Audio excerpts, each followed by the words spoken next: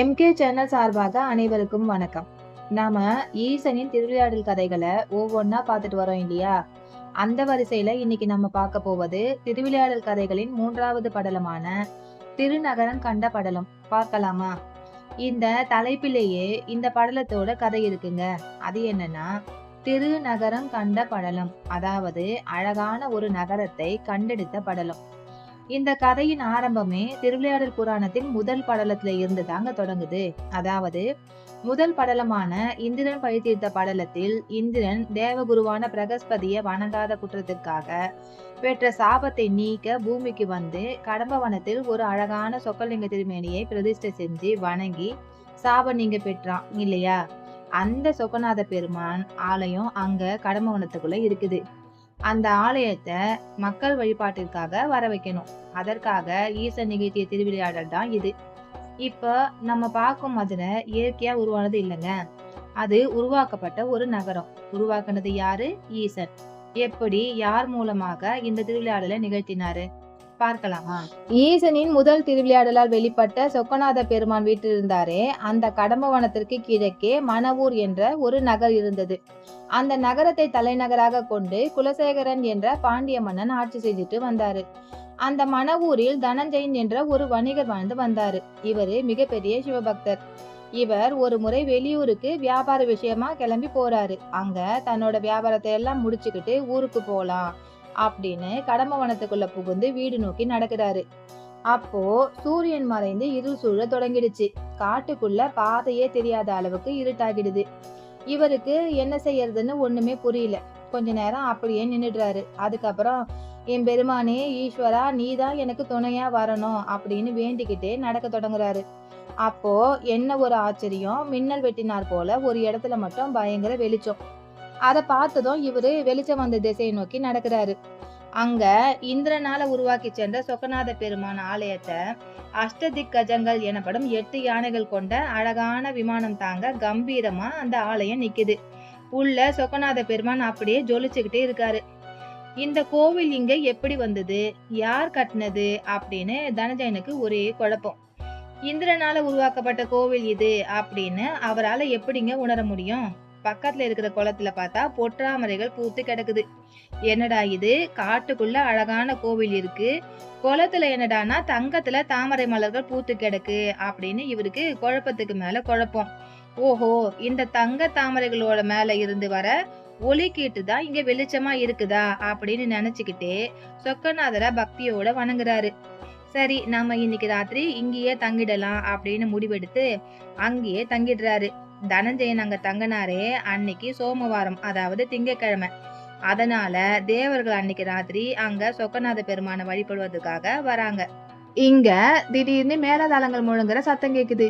இத பார்த்ததுமே தனஞ்சயன் ஆச்சரியத்தோடவும் அதிர்ச்சியோடவும் சத்தம் வந்த திசை நோக்கி திரும்பி பாக்குறாரு.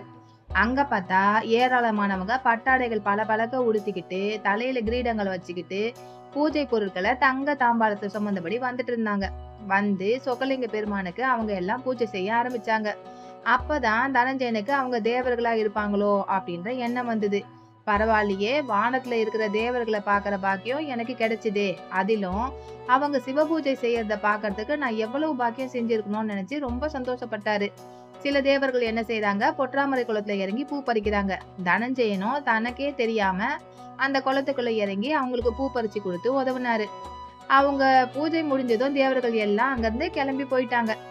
பொழுது விடிஞ்சதும் தான் தனஞ்சயன் சுய நினைவுக்கே வந்தாரு. உடனடியாக அரண்மனைக்கு போய் மன்னர் குலசேகர பாண்டியனை பார்த்து தான் முதல் நாள் கண்ட நிகழ்ச்சியை எல்லாத்தையும் சொல்றாரு. மன்னா, நீங்களும் கண்டிப்பா அந்த பூஜையை பார்க்கணும். நான் அந்த பூஜையை சோமவாரத்தன்று தான் பார்த்தேன். அதனால நீங்களும் அடுத்த சோமவாரத்தன்று அந்த பூஜையை பார்க்க என் கூட வாங்கன்னு சொல்றாரு. இதை கேட்டதும் மன்னருக்கு சந்தோஷம் தாங்கல. சொக்கநாதரை பத்தி யோசிச்சுக்கிட்டே இருந்ததால ராத்திரி முழுசா அவருக்கு தூக்கமே வரல. விடியற் காலையில தூங்கிட்டாரு. அப்போ விடியற் காலையில அவர் கனவுல ஒரு சித்தர் வந்தாரு. குலசேகர பாண்டியனின் கனவுல தோன்றியது வேற யாரும் இல்ல, சாட்சாத் சிவபெருமானே தான். அந்த கடம்பவனத்தை அழித்து அழகான நகரத்தை உருவாக்கு அப்படின்னு ஆணையிட்டாரு. சித்தரை கனவுல கண்டதுமே பாண்டியன் திடுக்கிட்டு கண் விழிச்சிட்டு விடியறை வரைக்கும் காத்துட்டு இருந்தாரு. கனவுல கண்டதை நிஜமாக்கணுமே, அதனால அமைச்சர் பெருமக்கள் பெரியவர்கள் எல்லாரையும் வரவழைச்சு இது தொடர்பா ஆலோசனை செய்யறாரு. அதுக்கப்புறம் அவங்கள எல்லாரையும் அழைச்சிக்கிட்டு கடம்பவனம் போறாரு. அங்க போனா பொற்றாமரை குளத்தையும் 8 யானைகள் தாங்கும் விமானத்தோட கூடிய அழகான சொக்கநாத பெருமான் ஆலயத்தையும் பார்த்து வியந்து போறாரு. அதுக்கப்புறம் பொற்றாமரை குளத்தில் நீராடி விட்டு இந்திர விமானத்தின் கீழ் வீட்டிலிருந்த சொக்கநாதரை மனமுருக வழிபட்டாரு. பிறகு தன்னுடைய ஆட்களை வரவழைத்து காடுகளை வெட்டி பாதை அமைத்து திருத்தம் செஞ்சாரு. நகரத்தை எப்படி உருவாக்குவது அப்படின்னு அவர் யோசிச்சுட்டு இருந்த அதே நேரத்துல ராத்திரி அவர் கனவில் தோன்றிய சித்தர் நேராக தோன்றி சிவாகம விதிகளின்படி முதல் நூல், வழி நூல், சார்பு நூல் இவற்றின் அடிப்படையில் ஆலயம், மண்டபம், கோபுரம், திருநகர் அனைத்தையும் அமைத்திடு அப்படின்னு சொல்லிட்டு மறைஞ்சிட்டாரு. மன்னரும் சித்தரின் வழிகாட்டுதல் படியே உடனடியாக விக்னேஸ்வர பூஜையை நடத்திவிட்டு நகரம் கட்டும் பணியை துவங்கினாரு. அர்த்த மண்டபம், உற்சவ மண்டபம், வேள்வி மண்டபம், வடப்பள்ளி முதலானவற்றை அமைத்தாரு. அதுக்கப்புறம் கோவிலை சுற்றி மாட மாளிகைகள், பெரிய வீடுகள், வீதிகள் ஆகியவை அமைக்கப்பட்டது. பார்க்கவே மிகவும் அருமையாக இருந்தது அந்த நகரம். அந்த நகரத்துக்கு சாந்தி செய்ய வேண்டும் என்று மன்னர் நினைத்தாரு. இதனை தெரிந்து கொண்ட சிவபெருமான் தன்னுடைய திருமுடியில் இருந்த பிறை நிலவிலிருந்து அமுதத்தை நகரின் மீது தெளித்தார். சிவபெருமானின் திருமுடியிலிருந்து சிந்திய அமுதமானது அந்த நகரத்தினை தூய்மை செய்து இனிமையாக்கியது.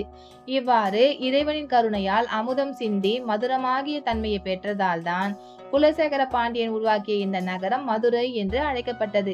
அதற்கு பிறகு பாண்டியன் மதுரை நகரின் கிழக்கு திசையில் ஐயனாரையும், தென் திசையில் சப்த கன்னியர்களையும், மேற்கில் திருமாலையும், வடக்கில் பத்ரகாளியையும் காவலாக நிறுவினார். பின் நன்னெறிப்படி நாட்டினை ஆண்டார். குலசேகர பாண்டியனுக்கு இறைவனின் திருவருளால் மலையதூசன் என்ற மகன் பிறந்தான். மலையதூசன் வளர்ந்து பெரியவனானதும் அவனிடம் ஆட்சியை ஒப்படைத்துவிட்டு சிவ வழிபாட்டில் நாட்டம் செலுத்தி இறுதியில் இறைவனின் திருவடியை அடைந்தார். இந்த திருநகரம் கண்ட படலத்தின் மூலம் மதுரை எவ்வாறு தெய்வீக நகரமாக உருவானது என்பதை நாம் பார்த்தோம் அல்லவா? அடுத்த படலம் தடாதகை பிராட்டியார் திரு அவதார படலம். இந்த படலத்தின் மூலம், அதாவது இந்த திருநகரம் கண்ட படலத்தின் மூலம் குலசேகர பாண்டியன் மன்னன் மகன் மலையதூச மன்னன் என்று நாம் தெரிந்து கொண்டோம். அந்த மலையதூச மன்னனுக்கு மகளாக தாய் மீனாட்சியே வந்து அவதாரம் எடுத்த கதையை பற்றித்தான் நாம் அடுத்த வாரம் தடாதகை பிராட்டியார் திரு அவதார படல கதை மூலம் பார்க்க போகிறோம். இந்த பகுதி உங்களுக்கு பிடிச்சிருக்கா? பிடிச்சிருந்தா லைக் பண்ணுங்க, கமெண்ட் பண்ணுங்க, சப்ஸ்கிரைப் பண்ணுங்க. நன்றி, வணக்கம்.